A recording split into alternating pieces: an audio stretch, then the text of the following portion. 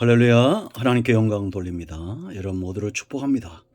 고난주간 주님의 십자가를 우리가 깊이 묵상하고 주님이 하셨던 말씀들 가운데서 우리 예수님의 삶과 또한 우리의 삶을 봅니다. 고통 중에 분명히 보여졌던 감출 수 없는 예수님의 본 모습 우리가 보고 깨닫는 시간 되길 원합니다. 오늘은 5번째와 6번째 말씀을 살펴봅니다. 요한복음 19장 28절로 30절입니다. 기도합니다. 하나님 감사합니다. 고난주간을 지나면서 예수님의 십자가의 그 복음의 말씀들을 우리가 접하게 하시니 감사합니다. 주님의 삶을 보고 깨닫고 또한 우리도 우리 몫의 삶을 십자가를 감당하는 그런 지혜와 능력을 허락하시옵소서. 악한 원수마귀가 틈타지 못하게 하시고 말씀을 삼하는 모든 영혼들이 회복되고 깨닫는 시간 되게 하옵소서. 종을 낮추시고 겸손하게 하시고 오직 말씀의 통로가 되며 하나님의 능력과 지혜가 나타나기를 원합니다. 예수님의 이름으로 사모하며 기도합니다. 아멘. 여호와 이래 오늘도 여러분 모두를 하나님께서 반드시 응답으로 이끌어갈 것을 믿습니다. 자, 요한복음 19장 28절부터 30절입니다. 그 후에 예수께서 모든 일이 이미 이루어진 줄 아시고 성경을 응하게 하려 하사 이르시되 내가 목마르다 하시니 거기 신포도주가 가득히 담긴 그릇이 있는지라. 사람들 신포도주를 적신 해면을 우슬초에 매어 예수의 입에 대니 예수께서 신포도주를 받으신 후에 이르시되 다 이루었다 하시고 머리를 숙이니 영원히 떠나가시니라. 아멘. 5번째, 6번째 오늘 두 말씀이 있죠. 내가 목마르다와 내가 다 이루었다 라는 말입니다.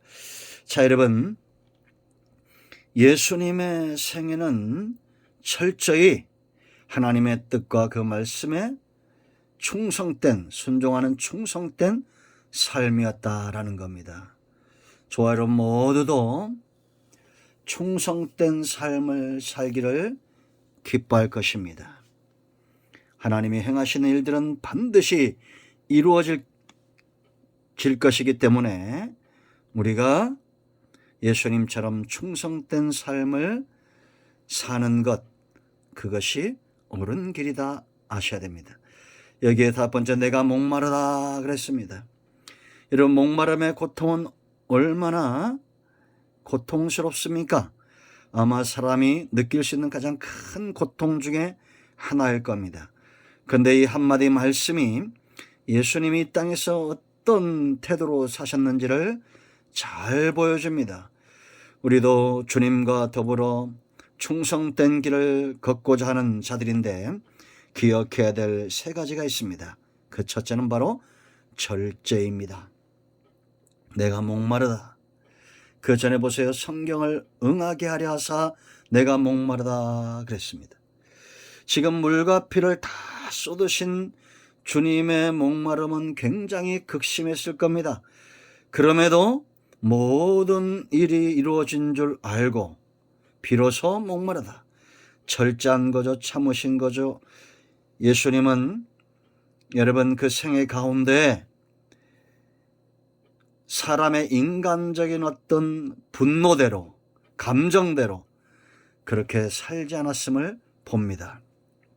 여러분 잠들고 싶으면 졸리면 자고 눕고 싶으면 눕고 절제가 없는 무절제한 그런 삶들이 충성된 종의 모습은 아닐 것이다 라는 겁니다. 목마름의 고통 가운데서도 성경을 생각하셨던 여러분 주님의 생애 내내 보여지는 것 바로 절제입니다. 이 절제는 성령의 사람들이 맺어야 될 마지막 열매죠. 우리는 경주자와 같습니다.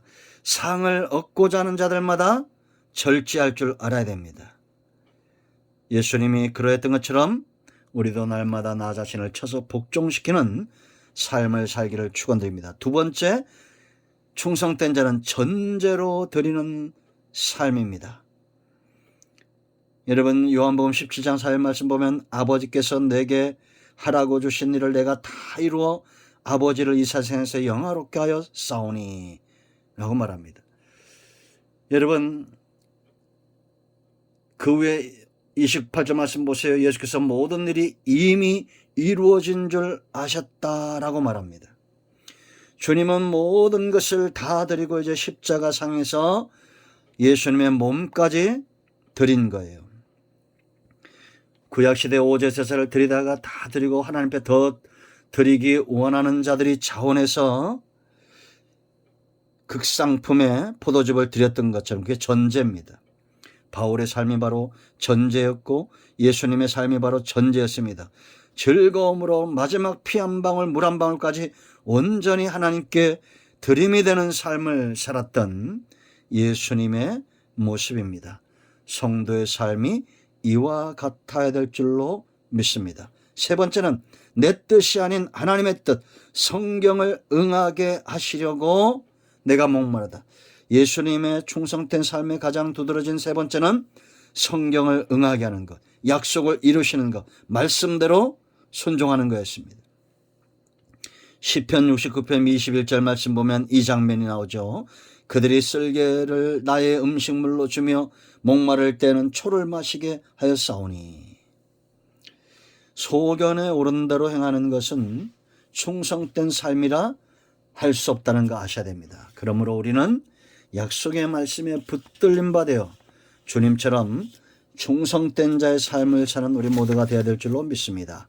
자, 여섯 번째, 다 이루었다 이렇게 말씀하시는 거예요. 이건 바로 승리의 삶입니다. 여러분, 사단은 이기기 위해서 주님을 십자가에 못 박았지만 주님은 거기서 다 이루셨습니다. 십자가상에서. 지신 것이 아니에요. 모든 것을 온전히 이루신 승리의 삶이었다라는 겁니다. 그러므로 여러분, 우리가 승리하는 자들마다 깨달아야 할 것이 있어요. 그 첫째는 뭐냐? 죽음이 곧 승리다. 예수님의 죽으심은 패함이 아니고 승리였다는 겁니다. 여러분, 이는 마치 전쟁터에 나갔다가 돌아오는 마지막 귀환의 모습과 같습니다. 성도는 이 땅에서 예수님처럼 온 진액을 다하고 충성된 삶을 살다가 죽음의 문턱을 기쁨과 찬송으로 천국에 들어가는 관문으로 죽음을 삼을 겁니다. 그러므로 절망은 없습니다. 여러분, 장례식 때 세상 사람들은 슬퍼하고 고굴하지요. 그러나 성도는 천국 가는 마지막 길 환송곡, 그래서 우리 교회는 예배 드릴 때마다 천국 환송 예배를 드립니다. 김알란 여사는 장례식에서 장송곡이 아닌 환송곡을 불러달라는 유언을 남겼죠. 사도 바울도 죽음 직전에 나를 위하여 의의 면류관이 예비되었다고 선언하고 죽음의 문을 들어섰습니다. 여러분, 예수님처럼 다 이루었다. 죽음 직전에 다 이루었습니다. 하나님이 내게 맡겨진 모든 것을 다 이루었습니다. 이런 확신과 믿음의 고백으로 천국의 문을 들어서십시오. 두 번째, 우리가 사망이 엄습해 올 때, 죽음의 고통이 임할 때 우리가 고백해야 되고 깨달아야 할 것이 있어요. 승리하는 자의 삶엔 이런 깨달음이 있습니다.